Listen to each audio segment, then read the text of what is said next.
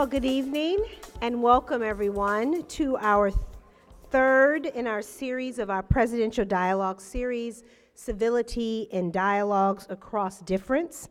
Tonight's conversation will be with the phenomenal Ambassador Connie Morella, #Frederian Life Goals. And I have asked Rabbi Batya Steinloff to introduce her. But first, I'd like to say briefly why I think this particular dialogue is important at this very moment. Although many people have spoken out about the impact of this really destructive discourse that's taking place nationally, I thought it would be important for us in an academic environment to talk about this. As we all know, our nation endured a very bitter presidential election season with disagreements about policy morphing into personal attacks and hostile, sometimes false narratives. It was not our finest hour. These dynamics have several harmful impacts, but I'll mention three that disturb me as an educator and as a civic-minded human. First, discourse that spreads inaccurate information is never productive.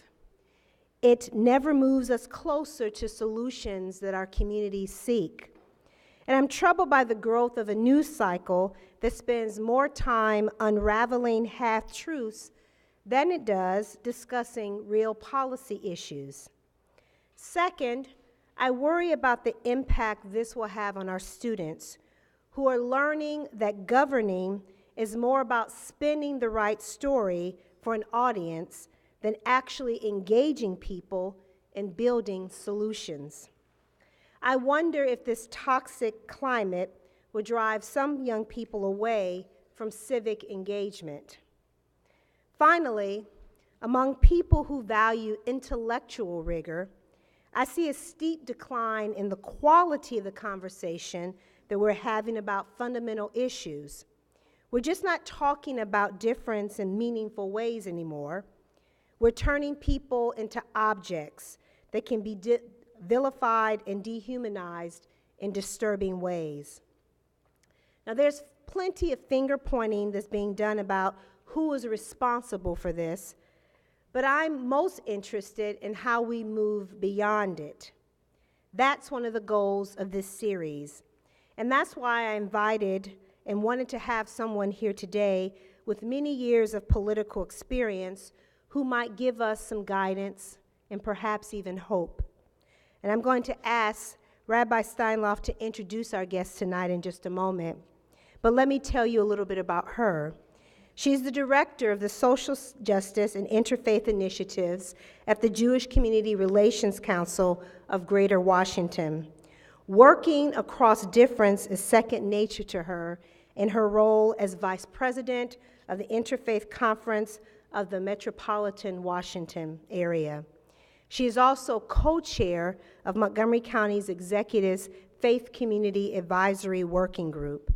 Thank you for accepting the invitation. Please come forward, Rabbi.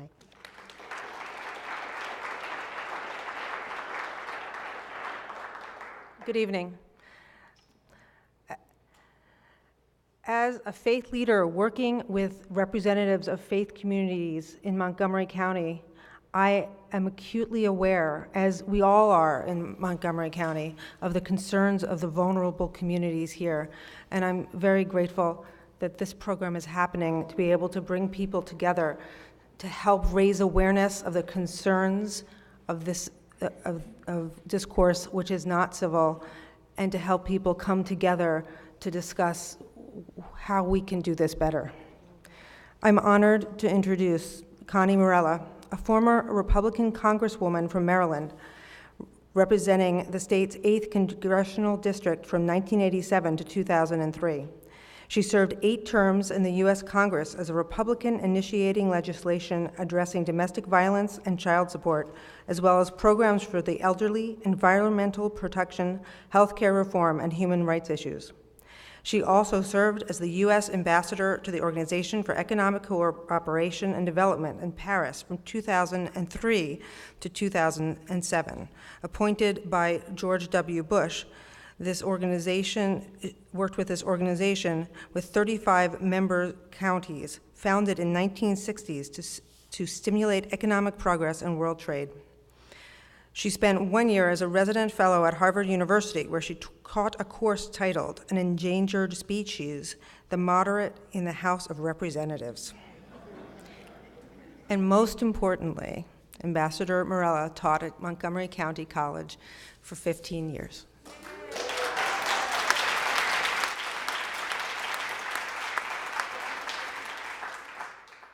So let me give the ambassador a moment to offer some introductory comments, and I'll do this. Several of you have heard me tell this story about how we arrived at this point in this conversation.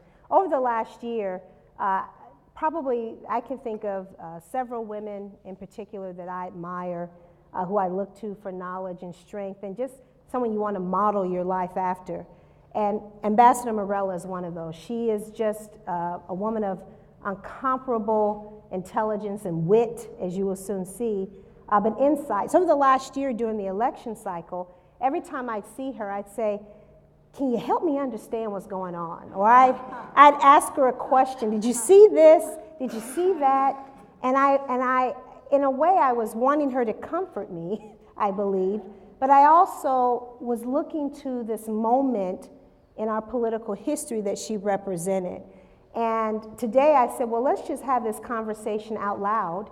And she accepted the invitation to do so. So I'm delighted to have her here. And before I move into a set of questions, I'm going to allow her to offer some introductory comments. In addition to that, we will talk between the two of us for about 45 minutes to 50 minutes, and then we'll open it up to you all for questions. If you have questions, you must use the microphones. We are recording this, and it helps the audience to hear when they're watching this later, and at the same time allows everyone in the room to hear what is being asked. So with that, Ambassador Morella. Thank you. You're welcome. I don't think I have the magnification. Oh, yeah. Am I okay? Yeah. Oh, it came off. Did someone come up and just slipped off right there? Then I guess you want me to do it while I'm seated. Well, I tell you, when I first arrived here in this wonderful campus, somebody said, oh, you're wearing purple. I said, yeah. And they said, is it for the Ravens? I said, well, I like them, but it's really not for the Ravens. And then someone said, Prince. Well, I like Prince too, but it didn't really wear it for Prince. And they said, well, of course, you're at Montgomery College, so you wore the purple and silver that is Montgomery College's colors. And of course, that's what I did, because I love Dr. Pollard being back here, and I love Dr. Pollard here at the helm of this college that I talk about all the time when I talk about trade, and I talk about flexibility and course offerings. And so I'm pleased to be here, but I also want to say, I wore the purple also because it's bipartisanship. And it brings the red, the red and the blue together. And I just have to acknowledge that the guy that I've been married to for, you ready for this? 62 years is here. And I often say, when people say, how could you be married so many years? I say, well, you know, we go out for dinner twice a week, nice conversation and whatever. He goes on Tuesdays and I go on Fridays. And that does help. And I see Ben Wu is here, who is a great staffer for me. I see people who are here who have helped me on campaigns, and I've known through the years from the Capitol, from Montgomery College. I see your wonderful council member is here, and I want to thank him very much for coming, because there are a lot of other things you could do on a Thursday night. So thank you all. Okay, this is Women's History Month. Yes. It's the last day of it, but it should go on and on. And when I think about that, it would be April 100 years since the first woman who was elected to the House of Representatives was sworn in. In April 1917, Jeanette Rankin from the state of Montana was elected the first woman. And she said, if I'm remembered for nothing else, I want to be remembered as the first woman who voted to give women the right to vote. And that's true. Since then, there have been 325 women who've served in both houses of Congress, and I hope it continues on and on. So, when I feel as a former member of Congress, not to be called an ex-con, but as as a former member who is a political junkie, that I have a responsibility to be a critic and to be a partner. And that's really the way I feel about Congress and Congress's role in the concept of civility. And I think it's great that President Pollard has brought civility to the community in many different aspects or nuances of this really very important issue. And so I just wanted you to know is, why am I still interested? Well, it was W.B. Yeats who said, I was here to wind the clock, and now I want to wake and I want to hear it strike. And so I want to go through with this wonderful Congress, the first branch of government, and hope that we will begin to see it set the tone for our communities to come together with the concept of civility. Well, there'll be a lot of questions you'll have of me, but I just wanted to say I am very honored to be here, and thank you for coming out, and I thank the President for having these fora on civility. Madame. Thank you, Madame. Go ahead, she deserves it.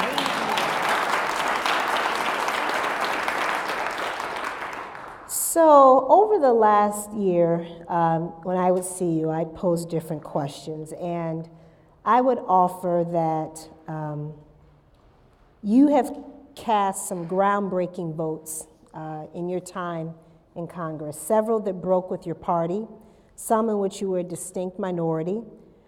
What gives you the ability to make these types of decisions, which require, I think, so much courage? Were they difficult votes to cast? And did you get rewarded in any way for voting against the grain? Thank you. Thank you very much for that question. I don't know that it took any particular ability to cast the votes that put me in a minority. I think it was my conviction that as a member of Congress, your allegiance is to your country, your constituents, and your conscience. And so there were some very difficult decisions, and I think some of the ones you're thinking of are the impeachment. That was one that was very difficult. And I was one of maybe 5 Republicans who voted that way against the impeachment. And frankly, my answer was, it is perjurious. The president had lied, but it did not imperil the nation, so let's move on and not go through that. I just felt that because I did something I believed in, and I didn't get the word to the press well in advance, so it would become a big story, and everybody would be jumping on me, including both parties. You know, I thought, I want to do this because I believe it, and that was one. So I don't know there was courage. It was a matter that I believed it, and I just thought it took a lot of thinking. It took a lot of months of going through the nuances of this, about how do you do it, what should you do. I think the other one you're probably referring to was the Iraq vote, not to go into Iraq. That again, I think it was like 5 in my party to vote that way. And the reason was we were going into Iraq unilaterally, and I believe that we should work together with other organizations. If the issue was that important, we should not be doing it alone, and that was why. Was it difficult? Yes. We even reached the point where my children who lived in the area would get phone calls. Tell your mother either to vote that way, or I'm upset that your mother voted that way. But that's the kind of thing you do when you're in the public domain. You have to realize that not everybody is going to believe and agree with everything you do. And that's what civility is about. Civility is about, I think, respect. That's my big R, is respect. As a matter of fact, George Washington When he was 15 years old, which would mean about 1760, he wrote rules of civility and decent behavior. And his rule number 1 was when you're in the company of others, act in some way to show a respect for them. I mean, that was way back then, and that's what it's all about, to realize that if you respect somebody, then maybe you'll listen to them. And if you listen to them, maybe you'll see that their side may not be still what they're going to convince you of, but they'll give you some elements about why they feel that way. And you will then be able to discuss, to deliberate, to reach compromises. And so I think respect is one thing. And that's also one of the ways I think I got away with it in Congress. I mean, I had the Republicans liking me and the Democrats liking me. And it was because I respected them all.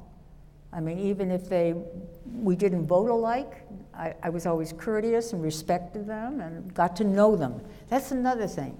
Getting to know people, I think, is really important. Like all of you, if you have a chance or in a classroom or wherever you work, if you get to know people and know something about them, that'll demonstrate that you care about them, that you respect them, and they will respect you, and you can learn from them.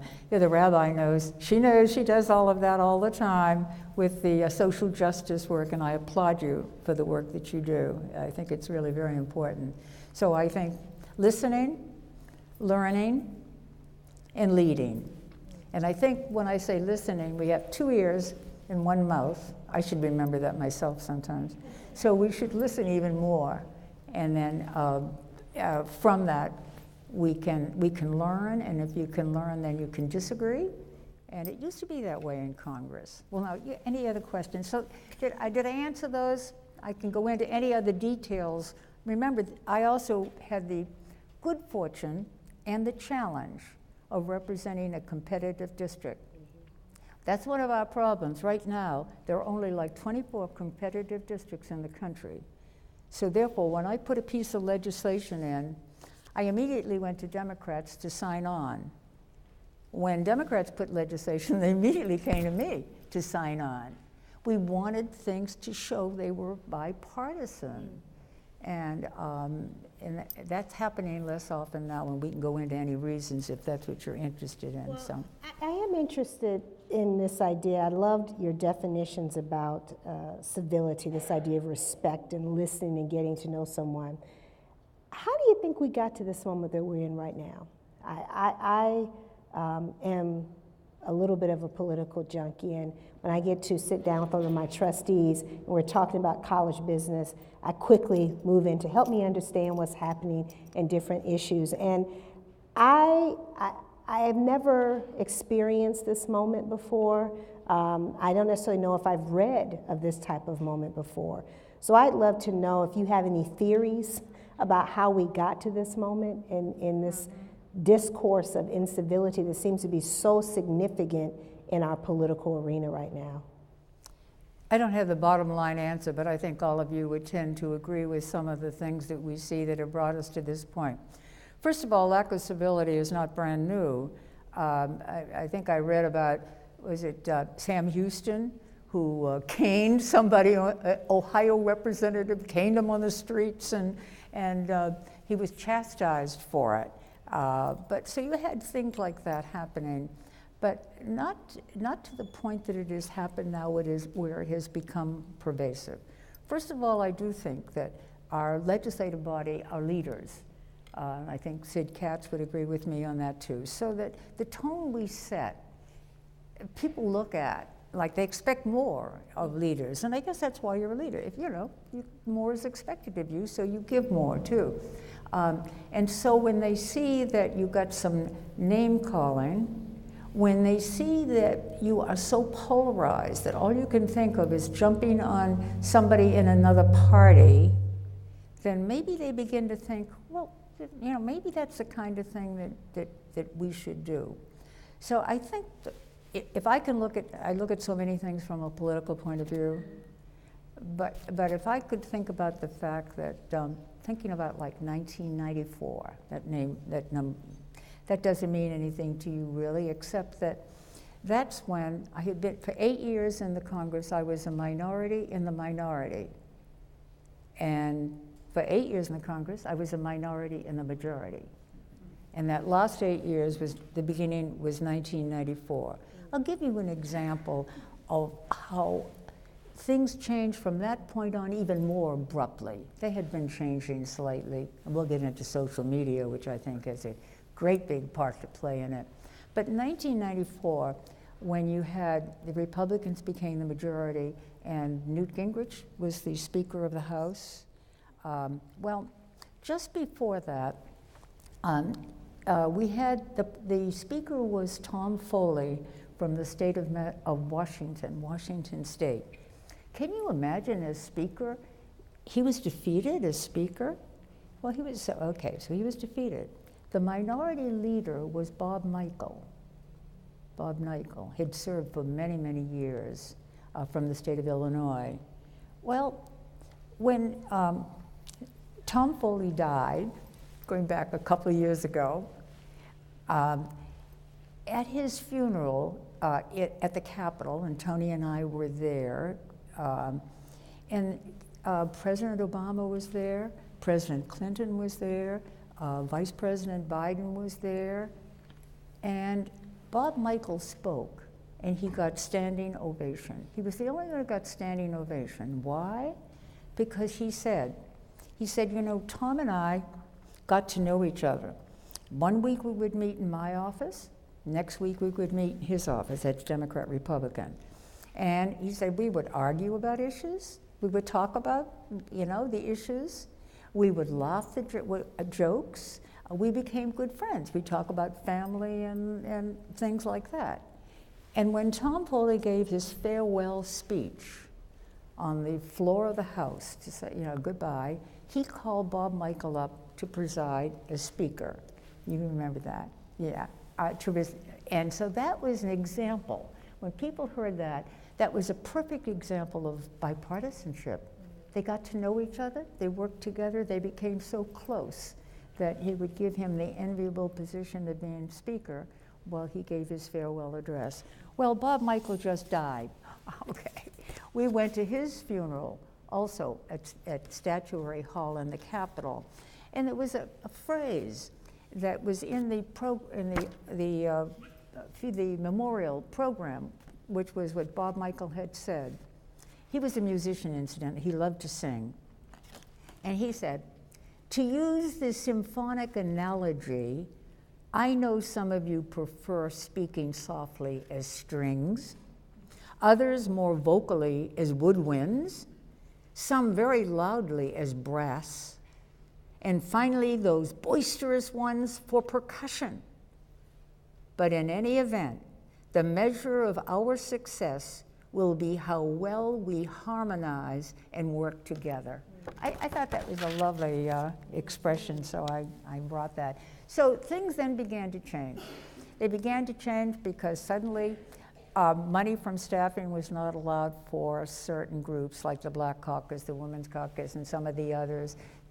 So they had to find foundations to do their work. And there became more of a polarization, like we want to win.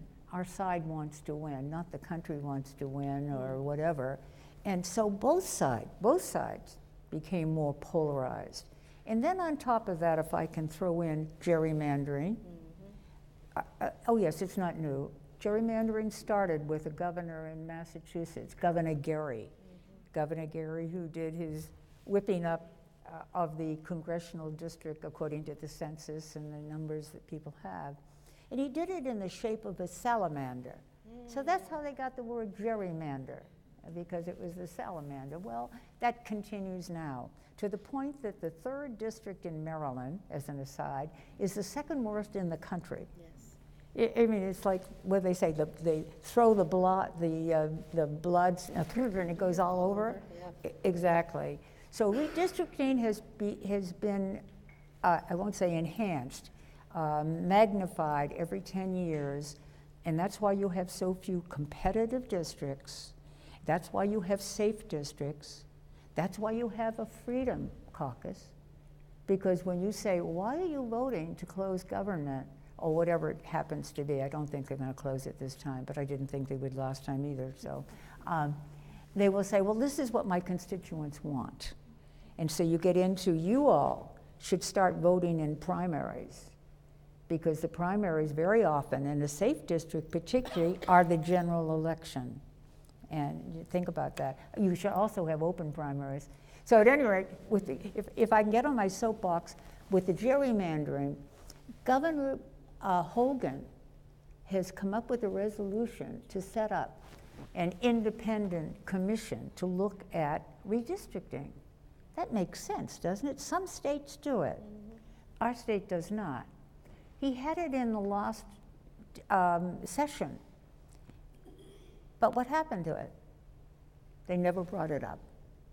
It's back in this session. Don't hang by your thumbs. Wait if you live to vote on that. Now that's the kind of thing where I think the public could do something, could say, well, you know, your members will say, we didn't have a chance to vote on it, and they're right. But why didn't they? But so I think people have a voice that they should show.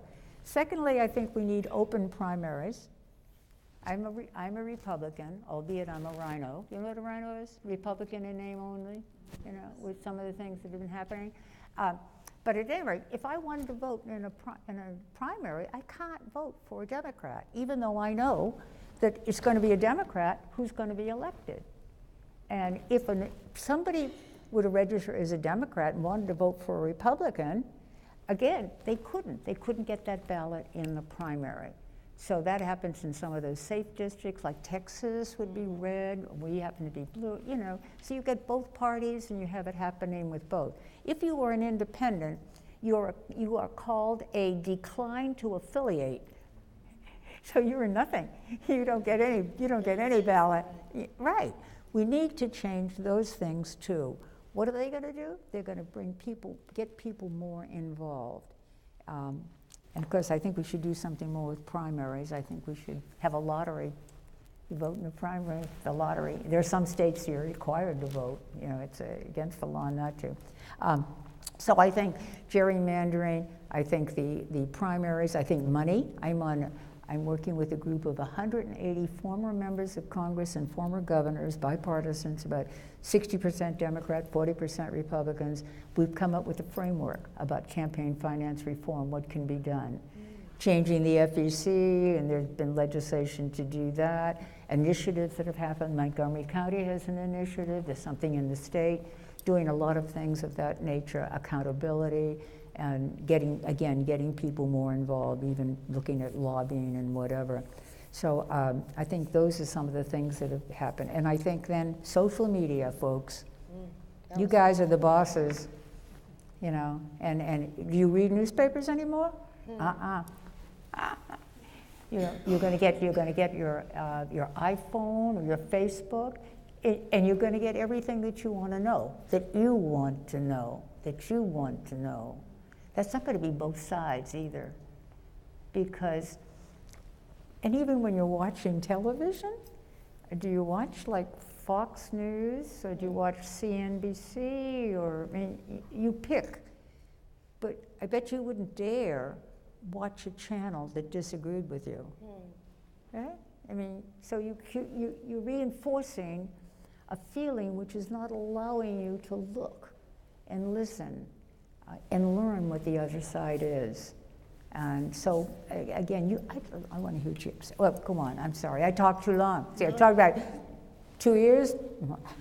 No, I have many mouths. We're here to hear this, and it's interesting, you've actually gone through my questions, exactly, because my next question was really about this issue of social media, because I'm quite disturbed when we look at how social media, which could be a tool for good, is oftentimes used as a tool for not, whether it be candidates or elected officials who use Twitter as a way to legislate or lead, where they use Facebook to decide if they're going to have facts out there or not, if they're going to change the Facebook pages to change the news. So there's a whole dynamic about social media that I think is highly problematic. I also think the moment we went to cable TV was probably part of the destruction of our country in a lot of ways when it comes to politics, because of that point you're making. You can get your news from these people because they think like you, they live like you, and they have perspectives like you, and you aren't made to listen to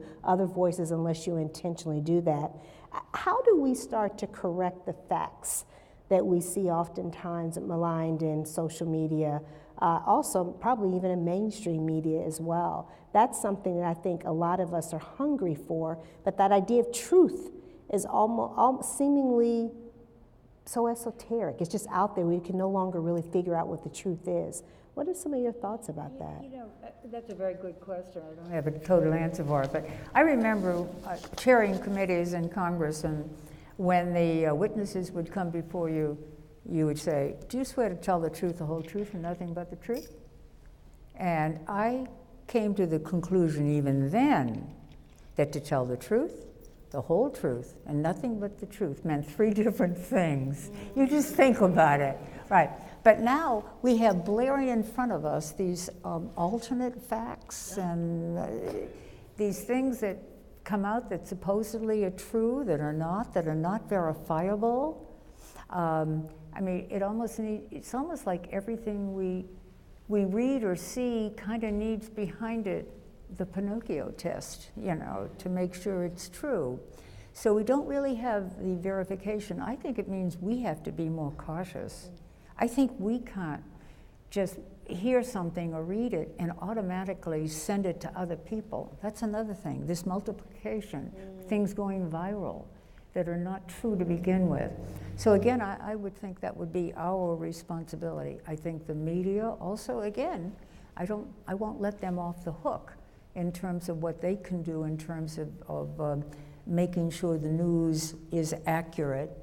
But I think we as a group, if we pledge that we are, first of all, not going to send anything that hasn't been proven, and secondly, that we will not believe something that has not in some way been proven, I think that's a step ahead. Now, maybe, you know, when you open it up to the audience, President Pollard, maybe they will have some ideas also about what can be done. But I just think we have got to be one of those skeptical audiences where we just don't automatically pick up what we see or hear. Remember, we're busy. You're all busy. And so that's kind of our excuse or our reason for not checking all this. It's so easy to just get it. As a matter of fact, I remember, I guess it was Purple Heart wanting me to leave the gently used clothing and utensils, and I said, yes, I will. And then they said, but not encyclopedias. They will not take encyclopedias because everybody goes to the internet for their news. So you have to be careful of your sources of news, because they may not be verifiable, and maybe people have something more. Maybe you want to add something to what they can do. No, I think this idea that misinformation is almost more easily distributed and disseminated than truth or true information, I think is a provocative point. I heard a story. So today, someone at the scholarship luncheon we were at earlier came up to me, and they were so excited about you speaking tonight, and she was coming here tonight to hear. And she told me a story about you that I want to share, because it says so much about you, and I want to ask you what made you do that, because I think that's part of what we're missing in politics right now, and actually in just neighbor relations. You had sent out a flyer to your constituents, and it was on a social issue that her father received, and her father was very upset by it. He called your office, sent letters to you about how upset he was. And not only a week later, you came and knocked on the door and sat down and had a conversation with him, very apologetic about the fact that he was troubled by it, but you engaged in a conversation with him. And I think that when she told me the story, this literally just this morning, I thought, and you talked about this definition of civility, that was it in action. This idea of recognizing that we can have a difference of opinion, we can sit down and have a conversation about that. And I can also honor the fact that I hurt your feelings. And it doesn't mean that I don't get to have an opinion about that. How do you see that, or do you see that as something that is used today by modern politicians who are in this space right now trying to assert positions that may be unpopular, may be popular? What made you feel that this was something you had to do? You may not even remember the specific scenario, but that was just so typical of your style. Thank you. That's nice of you to mention that. I have to find out, who was it who said that? I know, I'm only kidding. There may be other members of Congress that do things like that. I don't know. It's just they have so many things. Members of Congress have so many things on their agenda, and incidentally, that you remember I mentioned country, conscience,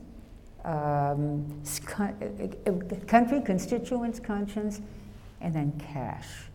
And as you've noted, they spend so much time from the office, from legislating, from being with constituents, making those phone calls for money. And that's why I'm involved with this Sisyphus bringing the rock up and it comes down, but maybe it'll stay up at some point if we all get committed to it.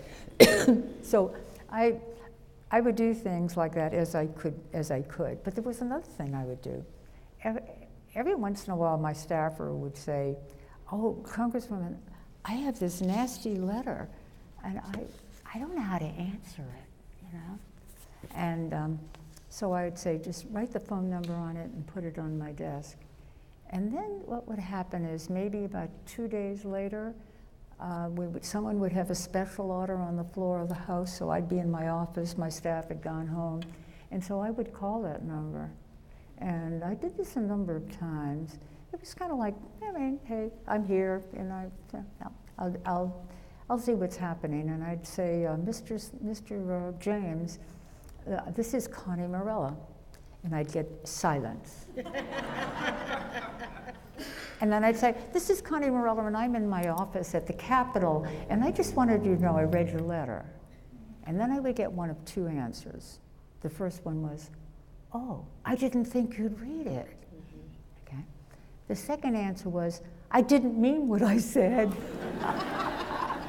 Well, then we would just chat for just a couple of minutes, maybe touch on that subject a little bit, you know, about, well, he'd say, well, at least you gave me your reasons for why you did that, or whatever, or about what was going on the floor that night, what the special order was about.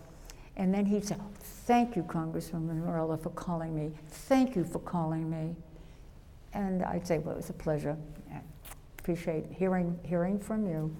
And then I would later find out, and this is why I'm telling you the story, I would later find out that he told his Rotary, he told his Kiwanis Club, his mosque, his synagogue, his church. The Congresswoman personally called me, never mentioned what the issue was.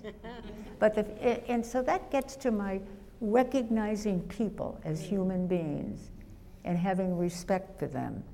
And then you can, a lot more opportunities where you can disagree and you can work things out. Legislation is supposed to be that way. I mean, you're supposed to deliberate and find a consensus or work things out, right? And not intimidate or threaten. And I have one more question before I open it to the floor, so I hope you're generating some good questions. And we have some students in the room as well. And I heard earlier that you taught this wonderful class at Harvard after teaching at Montgomery College. It had to have been just a downer to go to Harvard. But I love the title, An Endangered Species, the Moderate in the House of Representatives.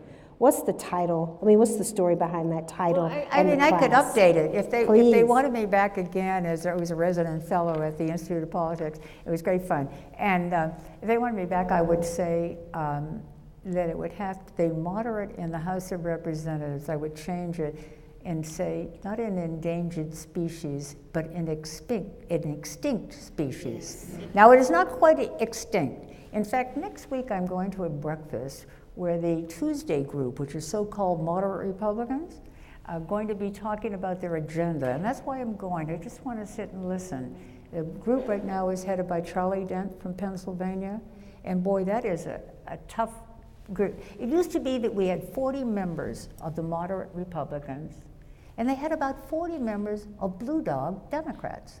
You know, again, these are the people out of the box, you know, that are going to be more independent than just following whatever the party wants on some issues. And we would meet every Tuesday, the moderate Republicans, and have pizza and talk about some of the issues that were coming up. And let's say it was stem cell research, and there was a bill that was going to come out that was going to remove it, not allow stem cell research. Well, of the 40, there might have been 20 of us who didn't want that to happen. Said, oh, no, we can't do that. Remember, I represented the NIH too. And so we can't get that in the bill. So what we would do is, knowing that we had at least 20 votes, we would go to the leadership and say, this has got to be removed or this bill is going no place. And that would happen. So in many instances, as a moderate Republican, I had more opportunity to change legislation than had I been in the other party in some instances. That's, you know. But there are fewer and fewer now, just like there are fewer and fewer Blue Dogs. When I had that course, I also invited Charlie Stenholm from Texas, who was a Blue Dog. In fact, I voted more liberally than he did, but nevertheless, he came and talked about that status too, of how it was so difficult because parties were getting more rigid. It was like tribal warfare. And that was then in 2008, so now it's worse. Now it's tougher. It's interesting, that health care bill. I don't know whether the president's going to learn something from that. I mean, he thought he had the Freedom Caucus? I mean, he certainly didn't. And so maybe he will learn the way to take that Affordable Care Act, which probably needs some changes, is to pull in some Democrats and say, this is what we would like to do. And you know the public would love it. I mean, in general, the public would love to see something like that. And so, at any rate, when I say extinct, they have been losing through the years. They have been losing more of the moderates on both sides. Yeah, and that's sad. And again, in a way, it has to do with redistricting. If you don't have any competitive districts, someone can just be safe and just say, I don't have to worry. I just have to worry about somebody who's a billionaire who runs against me in a primary. That's a commentary right there, isn't it? We'll invite audience members to please come to the mic and post questions, and it only takes the first one to get us going. After that, I find it takes off very easily. Yes, please. If you have others, you can line up as well. Okay. Oh, come on, ask some questions. You can ask me about OECD too, in Paris. That was for my country. As a millennial, we are, even though lots of people do not like us, you see that we are stepping up, growing up, getting into places that we may have power, and people are cringing. How can we make sure that more of us can be more friendly to one another, even if we are opposing one another? How can we make sure that more people understand that everyone is a person, everybody has their own opinions, and we should respect that? I think they should. I think you've already answered the question with the bottom line. But what did you say? How did you introduce yourself as what? Are you a different religion or? As a millennial. Oh, millennial. Oh, you know, you millennials. There's a book that just came out, written by a woman I know and a man I don't know, but it's called Running from Elections. And that is about an intensive study of millennials throughout the country. And the bottom line is, they may be people who say, oh yeah, I care about public service, but they're not planning to go into public service. Yes. They're not planning to run for office. They're not planning to engage in campaigns. They're not planning to do something to make a difference. What are we going to do if you don't? I mean, you know, when I meant post-everlasting, or whatever. We need to get I'm serious, we do need to get the young people involved. And whether you get involved with some issue in Montgomery County, or the city of Rockville, or through the college, through the college. Get involved with groups, connect, get the names of others, have your card made up. It's cheap to have it made up, and give it to people so they have your email. And that's how we can begin to bring communities together. Right now there's so much fear. I would tell you, I was very impressed. It was just the other night I had a meeting, and I took Uber on the way back. And I love taking Uber because I get into such conversations, And right. And so the man, he was a young man, had a nice family, and he said, we were talking in general, and he said, I'm a Muslim. He said, and I have to pray 5 times a day. He said, so I used to drive to a gas station where I could do one of my prayer things, and some others. He said, I'm afraid to do that now. I said, well, why? He said, I'm afraid that either someone will stop and ask me why I'm there. I'll have to go through all of that. They might even shoot me, or I'll be under suspicion. And I thought, isn't that terrible when you think about somebody who feels that way? And so that's what we have to make sure that we show by embracing people, by having organizations that we belong to. But millennials, please get engaged, be involved. I mean, come on, it's what you make it. Yes. Yes, I found it interesting you self-described yourself as a rhino, a Republican by name only. It seems to me like we see this sort of thing very commonly, where people of the party, members of the party, will align themselves with the party, but their policy and positions that they're advocating for are almost completely against the platform of the party. So I suppose my question to you is, are the two parties the same today as when they were established? And if not, do they need to be, do we need to acknowledge that these are no longer the same parties? Well, you know what I believe in? I believe in the big tent. The big tent says that for the best from each of the two parties is if within those parties they have discussions, deliberations, and they don't always just automatically come out. We're not a parliamentary system, and that we don't come out just automatically saying we're going to vote this way because this is what the party wants. Oh, when you can, of course you're going to listen to, and you believe in some of the tenets. I believe in responsibility financially, but socially I'm very broad. And so there's nothing wrong with having that group within the Republican Party and that group in the Democratic Party and others. So they work it out, under the big tent. So what I'm saying, I don't think that the strength of a party comes from having everybody in the party come along with one idea. And when I say we're not a parliamentary system, I want to point out we have our 3 branches of government. And the legislative branch is number 1, the executive branch is the second one, and the third is the judicial branch, as you know. But when you're in other countries, for the most part, it's really the executive branch, which is the prime minister or the president, and the parliament. They go along. When I say they go along with the prime minister or the president. And so you don't have the strong Congress that we have. And so my hope, quite frankly, is that knowing that when the president presents a draft budget, if you look at the Constitution, it's Congress, it's the House of Representatives that has the power of the purse.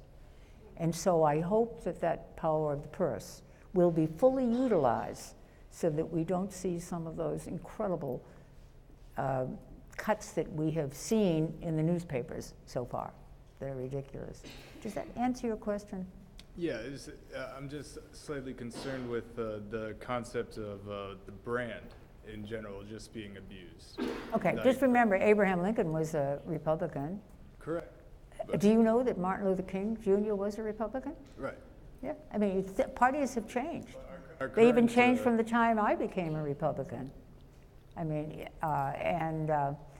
so they may continue to change. I don't know. Maybe they'll come back to with the luster. Have the rise of a a clear, definitive third party in this country. We have lots of, obviously, smaller parties, but there were a number of people, political commentators that I read, that suggested that after this election, based on this oddness that existed in the country right now, was this the moment for the rise of a real third party that may be, just as the ambassador described, fiscal conservatives, social progressives, and lots of other issues in between.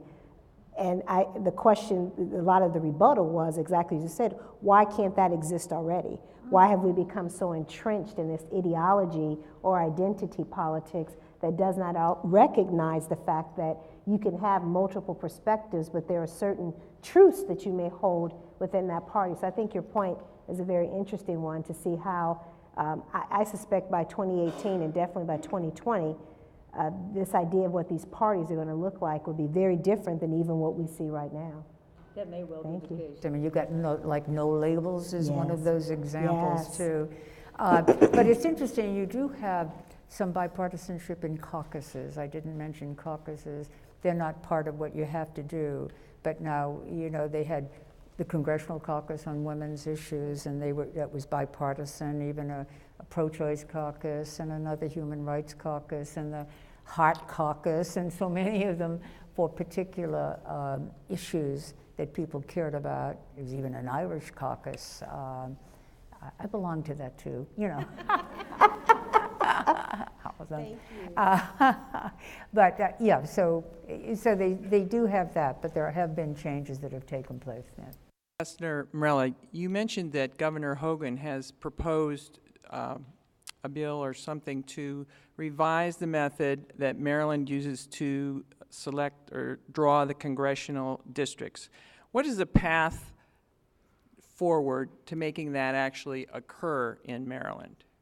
Actually, he presented the resolution to do that, and it was the leadership of the House and the Senate on the state level that just didn't let it come through to the floor. And they have the prerogative, but if the members wanted to get it out, they could get it out. If the public pushed those leaders, they could get that to come through. Now, I remember the League of Women Voters did a questionnaire. I always valued the fact that in the questionnaire they said something about redistricting. Well, then everybody who answered it all said, oh yeah, we need to do something, and we need to, and now you know what the answer is to get away from it, to do detour? Let the federal government do it. Yeah, well, I wouldn't wait that long for the federal government to do it. And besides, you know, it's the states that do these election events. So it would be the leadership. And I think if groups got together and got to those leaders and said, let it come out, because, you know, because the members are not going to push it. Why should they push it? Why do they want to get into trouble and push it? Unless their constituents are pushing them, yeah. So that's one way that those of us who are here in the room could possibly affect it, is to contact our representatives in the state of Maryland. Right, and they'll tell you that it hasn't come before them, and they may well say, we don't have any more time to put it in, or you know, but they'll say the leadership. And so I think it might also be to contact them and also contact the leadership, Mike Bush and Mike Miller. Yeah, yeah. Seriously, if a group did that, it'd be a nice initiative to see what kind of answer you get. The answer you'll probably get will be the federal government should do it, and that is not going to work. No, it's not. Yes, sir.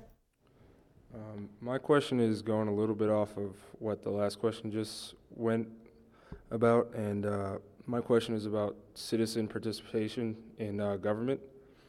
So with all the political tension in this area, with travel ban protests, Trump protests, Women's March, stuff like that, how do you think you can turn that into actual legislation being passed and change actually being made? Because in my opinion, people going to town hall meetings, writing letters, actively participating in proceedings like that are a lot more helpful than people just marching and not really formally doing anything. I think that what the public has to do is maybe in groups, maybe even in small groups, which could spread, is decide what they want. You're not going to do everything, but to come up with one issue that's doable, and get a group together to support you, come up with a plan, one for which you have a passion, and then work out the plan, a purpose, passion, the plan, and then patience and perseverance, keeping at it. Might not even get it right away. You might have to wait for the next session or something. But then you can get more people to join with you on an issue if you think it's something that affects a lot of people. Just remember that the Women's March, you know, the pink hat kind of thing. How, you know, somebody suggests it who has no background of mobilizing groups, and it spreads all over the world, Now, my point is, my granddaughters were in it, and my daughter was in it, her husband and all. My point is, where do you go from here? And I think this is the time for, whether they do it in smaller groups, to look at some specific issues, hone in on them, and try to make a difference on that, which then could spread to others. So we need to have the show, but we need to have the work to go behind it, to follow through. Mm-hmm. So true. Thank you. Jennifer Jones, and you know me because I taught your grandson in 3rd grade and 5th grade, and yeah, back in the 90s. Isn't that amazing? 1995 and 1997, I think, or 98. Anyway, you were so gracious as to host us at the Capitol for a field trip during our American government unit when I was teaching them, and I was hoping that would spark interest at their young age to get involved and curious. Never would I have predicted. Since then I became a school counselor and then got my doctorate actually in public administration and public policy. It's a political science degree, and I taught some undergrads when I was getting that. But speaking from my counselor hat, you talk about civility and social media impact. I've seen a drastic difference from the 90s until now in social skill development, in the graciousness and respect children show towards others, let alone adults. And knowing your grandson and now your granddaughter's graduating from college, I wonder what you see now from the 90s till now and to the future, how people like Dr. Pollard and I and other educators and other people who work with young people and maybe even millennials to help us. Let me backtrack a minute. I was very saddened when you have models in our country who are not respectful towards each other and civil in their comments, not only in press releases or tweets, but in other ways. And it just hurts my heart that we have children being exposed to that in the media and on television and hearing those things because they come to school asking about that. And so I just wonder what you think as a society we can do in the different institutions to support social skill development with civility and respect and that social emotional piece that seems to be dashed now in some ways. Thank you for being here, and thank you for doing such a great job of teaching my grandson and remembering that 5th grade trip. What do I think can be done? Well, you know, in Congress it was always, I would yield 5 minutes to the gentle lady from Montana, you know. And it was always the gentleman, the gentle lady, you know, and I beg to disagree with the gentleman from Alaska, and then you would present it. It's changed a little bit now, but you don't see it so much when you see the Congress in action, but I do think language has changed. I have to tell you, and I'm an old prude sometimes. Sometimes I think I'm Maud, but sometimes I think I'm an old prude. When I go to a movie and I have an F word in every single sentence, it kind of turns me off, and I think, say what you want to say, but you have to use that. We've got a lot of other words in the dictionary that you could use. Why do you pick that out? And so again, I'm pointing that out because I think society also repeats back the gibberish, uses the language that isn't that polite. Incidentally, civility is not only politeness, please. It's a respect. Yeah, I mean, it goes deeper than that kind of surface stuff. But nevertheless, I remember I had a book in college called Language and Thought in Action. And I really believe in it because what it basically said is watch your language, because there are connotations of language that tie into actions. And that's really true. I mean, you could tell somebody off nicely, or you could just use 2 words and you cut them off completely. And you could say the same thing, but if you use the right language, you can convey a message. And we've forgotten that. We just use bold, blunt language that cuts everybody off. So I don't know, maybe we need English classes, more English classes on that. But you know, it's funny because even my ATM machine, yes. I went to get some money from it, and it was, here's what it said on the screen. Hang on, we're grabbing your settings. I mean, I know that's what it was, but hang on, we're grabbing your settings. I mean, yeah, I know. They didn't say, please wait, we'll be with you, or anything like that. So I don't know. So I guess what we're saying is there has been a deterioration of language and a deterioration of that civility. And I think that's so very sad, yes. I didn't come here expecting to ask any questions tonight, and I've been blown away, and I'm just over the moon by the conversation that we've been able to have about the social media bubble, which is an issue that I think is profoundly unique to our generation. I know the president mentioned cable, but I feel like this is to such a different degree and extreme than has ever been present in our history. And as a millennial, I know a lot of us preface that with our generation me and all that. But for a lot of us, this was our first election. And I would go as far to say that it was one of the bloodiest and most difficult and rough elections since, 1861, when Lincoln was elected, 1860. So I have a couple short questions for you. One of which is on the topic of the primaries. As you mentioned, you think that open primaries should very much be a thing, which I was very glad to hear, because as an independent, I think a lot of us are independents, but a lot of us have been sort of forced to one side or the other for voting. So on the topic of open primaries, I was so glad you mentioned that. My question for you is, how do you feel about superdelegates and their role in the elections right now? How do we elect superdelegates? How do you feel about superdelegates? How do you feel about their place in the election process? Are you talking about the president? Yes. Election? Yes. For the primaries. I tell you, I won't go into the whole electoral college, which has had commissions looking at it, and it's two-pronged. I mean, to count every single vote, which gives California and New York, I mean, they can make the decision in the election, but I think you need to look at those numbers. The superdelegates, like when you went into the convention, you had superdelegates already that, already knew how they were going to vote, which could really affect the delegate count. And so I can see maybe why they have them, using usually people who hold office already, but who can't be delegates, but who become superdelegates.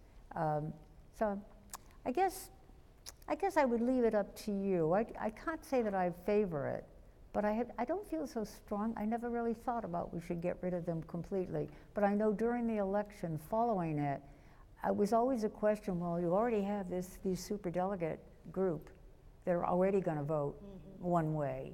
So then you say, well, gee, that's not really fair.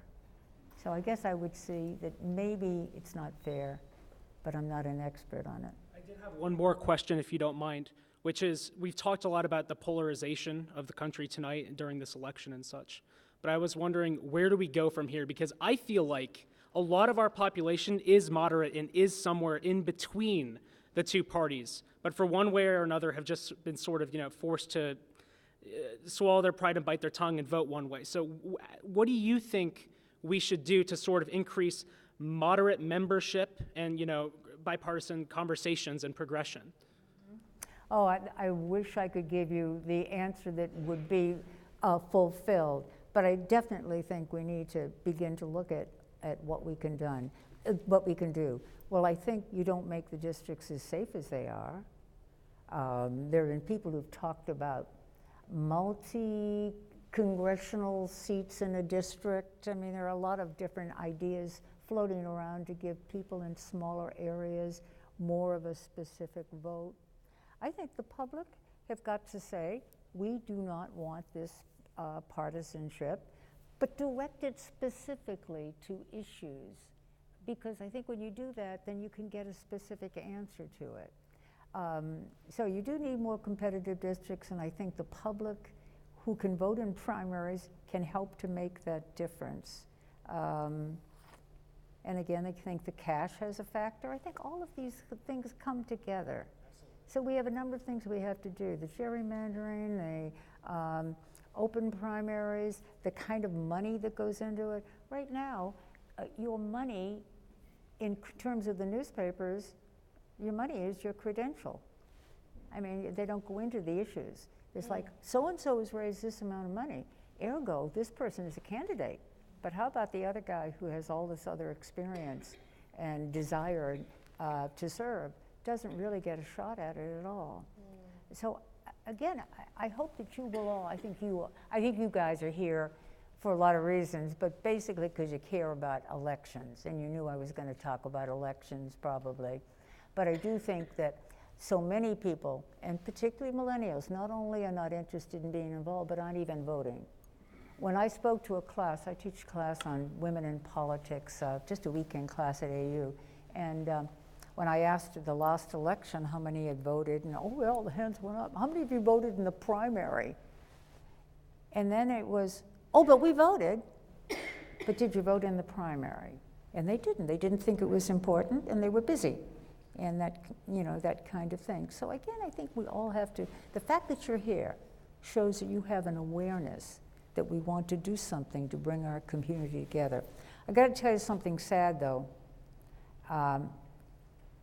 More and more, the statistics are showing that even though people say they're independent, and basically most Americans are moderate, and so therefore they're sort of independent, that they're not voting that way.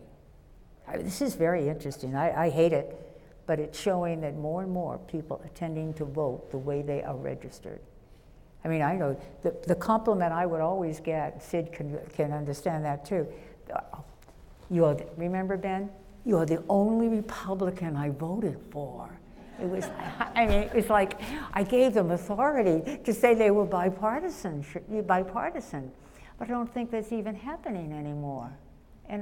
So I think that something, our mindset, it's got to be changed through the media, through social media, through groups that come together, people who follow what's happening and check the facts. That reminds me of that question we had at top, that really this idea of parties and that this identity issue. I think the other point you hit upon this quite brilliant is that, you know, where's Professor Thompson, what percentage of Americans actually vote? Whether it be midterms, primaries, and then elections, that presidential elections, that to me is the other travesty. And then you spend the remainder of the next 4 years complaining when you abdicated your right and your voice in this whole process up front. It's a great point. And they didn't get, you really didn't with this presidential election before the conventions, you really didn't get the issues. I mean, you know, I watched every one of those debates, and I kept trying to, like, what are the issues? How are they going to do that?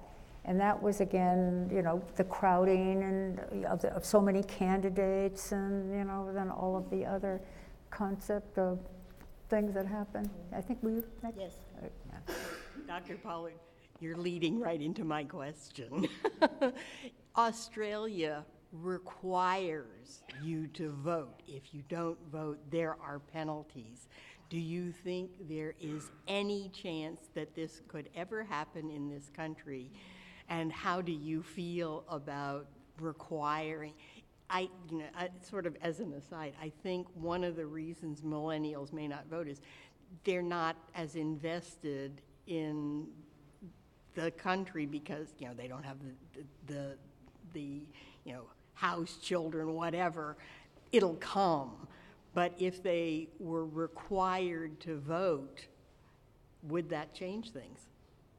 That's interesting, because see, I think it'd be great if we did something to require people to vote, but I don't know that it would go, that it would pay or would go off, because they'd call it a poll tax. And remember that concept? Oh, can't have a poll tax. You know, this is something that people do because they want to be invested in their country. But I do know, and not only Australia, there are several other countries too, where they actually charge them. They give, you know, there's a fine if they do not vote. I mentioned this idea to Steve Ornstein.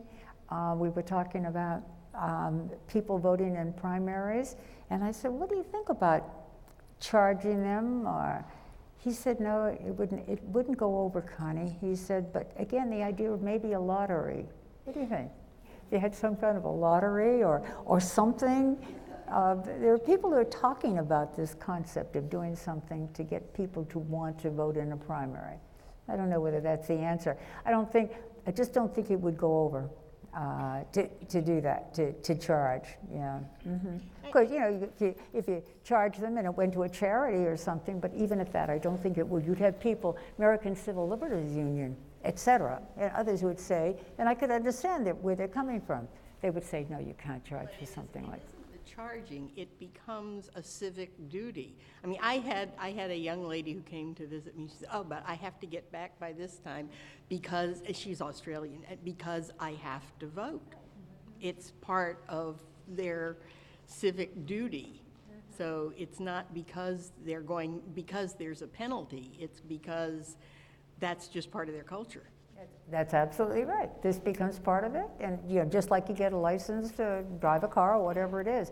I frankly think that if they had voting on a Saturday and Sunday, I mean, everybody's nodding affirmatively that would work, because then all religions would be taken care of, and work schedules and stuff like that. Yeah, it makes you wonder how the country would be different if every American actually did vote. Yes.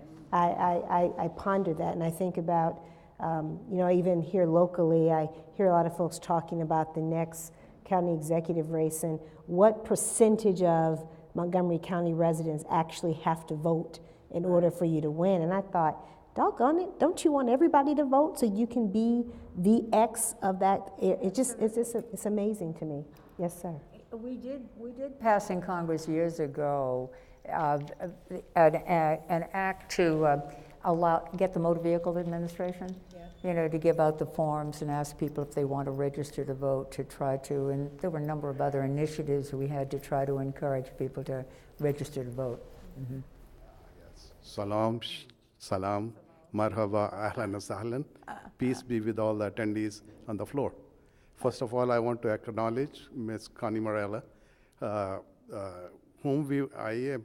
I'm a resident of Montgomery County for the last 30 years, and we had a positive experience working with her in 90s. I'm of a Muslim faith, and it was a pleasure, and it was an example of civility at the time.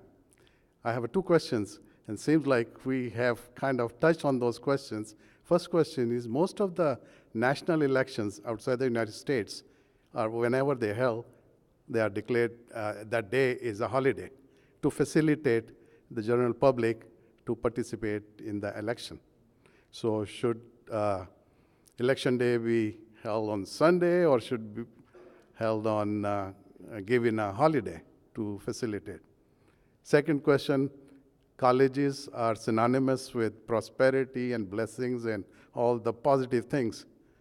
But American Electoral College, what has brought us this time, is questionable. One person, one vote. Do you support that idea? Do you support Electoral College?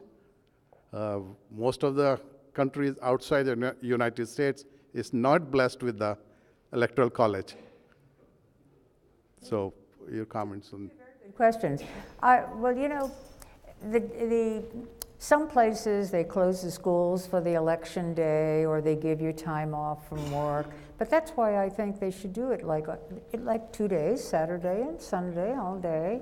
I know they do have some early voting, but that's only in certain places, and it's a nuisance. You got to put it on the calendar and make sure you get up there and whatever. But don't you think that would accommodate it if they made it Saturday and Sunday? I think that anybody, then people could come, it'd be easier. So that would be kind of like a holiday in a way, because if someone couldn't make one day, they could probably make the other and have it as a holiday. The Electoral College, God, that's enchanting. It's enticing, isn't it?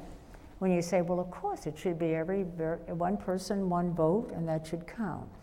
And when they put it together, and there's been a committee a couple of years ago that looked at it again and came to the same conclusion to keep it. But when they looked at it and they looked at the numbers, they determined the fact that it would be unfair because you'd be giving too much clout to these very, very populous states and not enough to the small ones, you know, the small little states. And so that was why they came up with it. I don't think if I were to say, I guess I question it, but I don't know that I would put that on as a big cause that I would pursue, because I think that a lot of studying has been done on it. Maybe we need to study it again, particularly because of this last election. That's what you're thinking of, aren't you?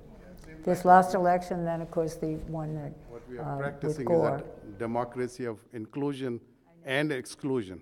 I know. That, you know, you're right. You know, so. You're right. And thank you, and I appreciate the support that you had, the trust you placed in me through the years. So Thank you very much. Thank you for being here. Hello, how are you? It's nice to see you again. I was telling Dr. Kelly, who's our new VP for the Rockville campus, that you would be up and down the steps and the elevator in Macklin Tower when you taught English there, and you were a wonderful teacher, and we still miss you. So it's nice to see you again. I'd like for you to chat a little bit, if you would, about civility through the lens of race and gender.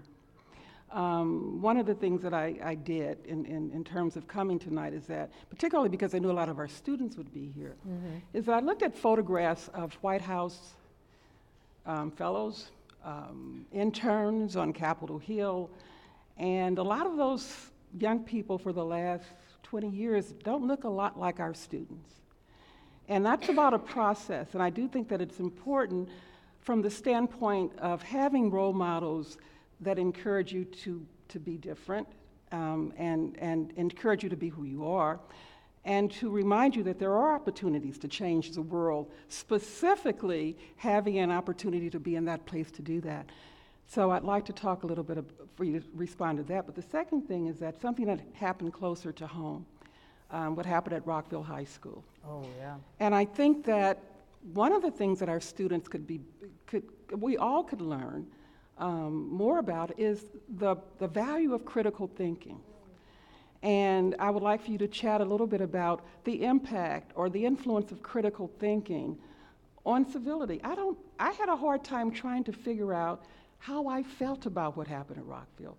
Was it about race? Was it about violence? Was it about immigration? Was it about safety? And if we don't figure out those mechanisms, I don't think we're going to be able to have the critical conversations that we need to have. We've forgotten how to have those conversations because we're blocked by anger and fear and a variety of other things. Thank you. That's good. Anybody want to answer it? Yeah, I do agree. You know, I understand the superintendent of schools today. I was busy all day, that he was going to make some announcement about what was going to be done. And I think that's going to enhance the critical thinking thing. It's about time. You know, my eldest son, the father of Michael, who was her student, he went to Rockville High School. He graduated from there. And in fact, lives very close to Rockville High School, always had a great reputation. I was terribly saddened and grieved at what had happened, which they played over and over again on television. So I'm hoping that that will be a demonstration of critical thinking in terms of what do we do. We trust our schools, it reflects our community, and I hope that will come about. I think secondly, but the first question you asked had to do with more role models that demonstrate diversity, pretty much. I'm now on a national committee that comes from the National Academies of Science National Science Foundation, NOAA, NIST, NASA, NIH, the Lewis Foundation, looking at sexual harassment in academia, science academia. And it's headed by two women, one who is the president of Wellesley, who is black, and another one who is a former secretary of the Air Force, who is at MIT. But one of the things we are also crafting is to also look at the minority facet of this too, something that is kind of pushed aside.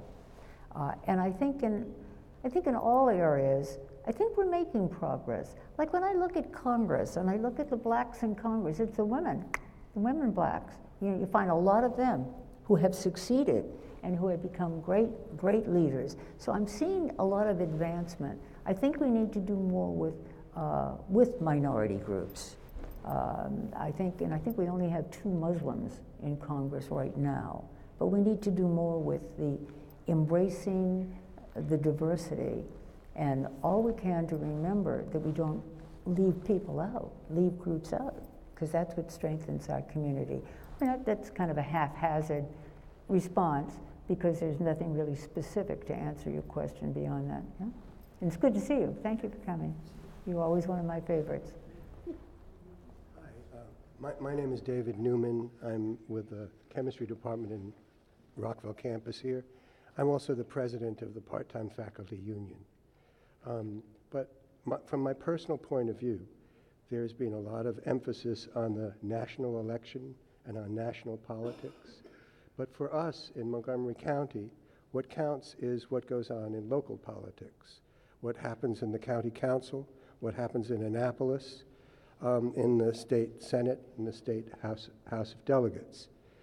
I found that when I talk to my students, when I talk to others, there's very little information that people have or understand about local government. And I feel that that's one of our major problems now. Now that all the concentration is on national politics, we've lost a focus on what needs to be done locally. And we see failures of our state legislature. We see a division in our legislature between rural and urban. And it is a severe problem, and it is not discussed. During your political career, you had things like the Gaithersburg Gazette, which doesn't exist any longer. We had a means of communication. We had a line to our people.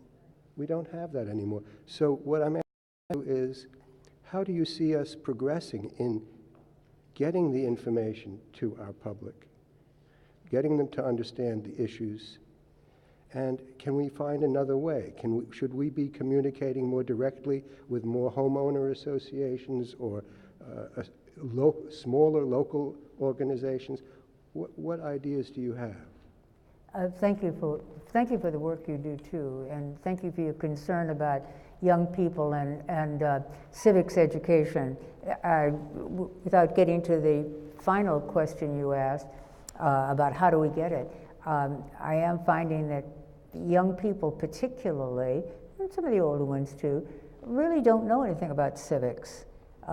Maybe they had it in 9th grade, I don't know, maybe they didn't even have it anymore. Sandy Day O'Connor, the first woman on the Supreme Court, she formed a foundation for civics education, you know. I mean, there's a Rye Institute, Lee Hamilton has set something up. A lot of people have set these institutes up to try to spread the word, to become knowledgeable about who are your office holders. And, you know, I was in the state legislature before I went to the federal, right? And so there were 3 delegates. I wonder how many knew who the names of the 3 delegates were at that time. They may have known mine because I was banging on doors, but maybe even at that they didn't know. How many of you know who your delegates are in Annapolis? And yet their session is only about 2 more weeks to go. They're going to come out with a bunch of stuff that they've passed and that the governor signs or doesn't sign, but you haven't had any input on it because you don't even know their names. And I don't mean you, I'm just saying you in general, is because we don't pay enough attention. You want to find out who represents you? Ask somebody who wants to be a citizen, who's studying. They know a heck of a lot, you know, about civics education. And Hashtag that. Hashtag that. That right there, sorry. that's true. Now, in terms of the newspapers, the demise is very sad. We don't have the Gazette. We don't have the Journal. I mean, there were so many other newspapers that we had that we relied on for the local situation. There are several trying to emerge. One is called Maryland Matters, and I think Steve Silverman also has one, but there are some that are beginning to realize that we need to get the local news for Maryland. And I hope that that's going to work out. But I agree with you. I agree, it's awfully hard.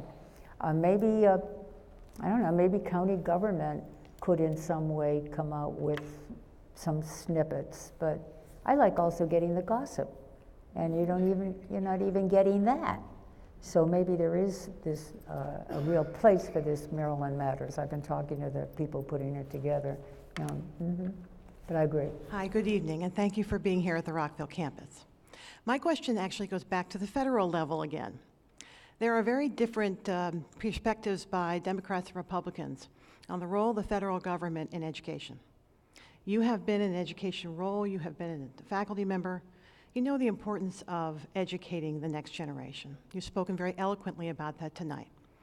Now, getting into the mindset of a Republican for a moment, can you tell us a little bit about what you think is going on at the federal level and how the majority Republican House and our president, who is also Republican, see the future of the role of the Department of Education and programs such as Pell, which we have seen have made a huge difference in the, as Pell, the Pell Grant program? Oh, yeah, the Pell Grant. Do you think that we will see significant deductions in these programs? And then how do you think we can, as educators and supporters of both the community college as well as higher education generally, can make a difference or make our voices heard in terms of supporting programs we know have made a difference in the lives of previous students and future generations? Well, I'm with you. I think education is the key to the greatness of this country, from Lincoln's and land-grant colleges all the way through. I'm saddened to look at the draft budget with regard to education. With the cuts, they seem to think it's so easy to say, hey, education belongs on the state level. That's the concept they're looking at. And it's true, the state does more for education than the federal does, except they do like the Title I and free and reduced lunches and a number of other special programs. And you do need to have the umbrella of the federal government watching what's happening in education. And I think coming up even with criteria and standards. I'm all for that too. So I don't like what I see in the budget so far, but then I don't like a lot of what I see in the budget. I don't like what they're, NIH and the science. I don't think we should get out of, even the concept of getting out of the Paris Climate Accords, which I know is not part of the budget necessarily, but there are a lot of things I don't like. And so I think that's where we have to be vigilant and let our members of Congress and our senators, know about that. Maybe even write to some of the key people. How do they feel? I don't know. I'm going to be trying to get a sense with what some of them may feel. But again, remember, it is the legislative body. And so with the division you found in the healthcare thing, there may still be that division, which may mean that the side that you favor can garner enough votes. I mean, this may be a positive kind of thing where you have to work together to get something passed or not. I know Secretary DeVos is very much in favor of the charter schools and is just learning about public education. I wish her luck. I hope she's a fast learner and broad-minded. So I agree. I agree with the question about the cuts. I think we're thinking more of the fence, the Mexican fence that's going to be paid for by the Mexicans, and the defense budget that even the Defense Department thinks is not necessary totally. And yeah, so it needs some work. Yes. Oh, thank you. So you were talking about reaching out to our members of Congress, and we have Democratic members. So how do we reach across that divide to connect and get our voices heard to that other side? You know, like I can reach out to my Democratic leaders here that represent me, but how do I maybe... You know, I mean, are they trying to form a group? Are they trying to convince some of the Republicans? And then you could probably find some key Republicans that you think are movable, that you think are. If you think they're not, forget it. But if you think they are movable, and maybe contact them also. You probably won't get an answer from them, but they'll have somebody compiling the number of letters that come in, and if you're not in the district, you may not get an answer. Or the chair of the committee. The chair of the committee, that'd be a good one to compile a lot of people who feel that way, and that may make a difference. They're only there because they were voted there. It is representative government. You know, a lot of people like to laugh about Congress, but they laugh in an endearing way. Like, was it Mark Twain who said, Congress, he said, suppose you were an idiot, and suppose you're a member of Congress, but then I repeat myself. And it was Will Rogers who said, Congress never ceases to be an area of amusement, anxiety and disillusionment or whatever. But he also said Congress is a place that starts off each day with a prayer and ends with an investigation. That's still true. But despite the fact that they have laughed about Congress, which still goes on now, we loved it. You know, humor is fun. And there's a statue of Will Rogers right outside the chamber. And everybody goes by and they pet the foot because it's bronze and it shines. And that's good luck, you know. And then as you look into the chamber, there's a sign which is, in this house, the people govern. And that's Alexander Hamilton. And that's really what it's all about. You are the people, and that's what's supposed to happen. And it can happen. It does happen to a degree, and it needs to be enforced. And you as community are the enforcers. Was she everything I said?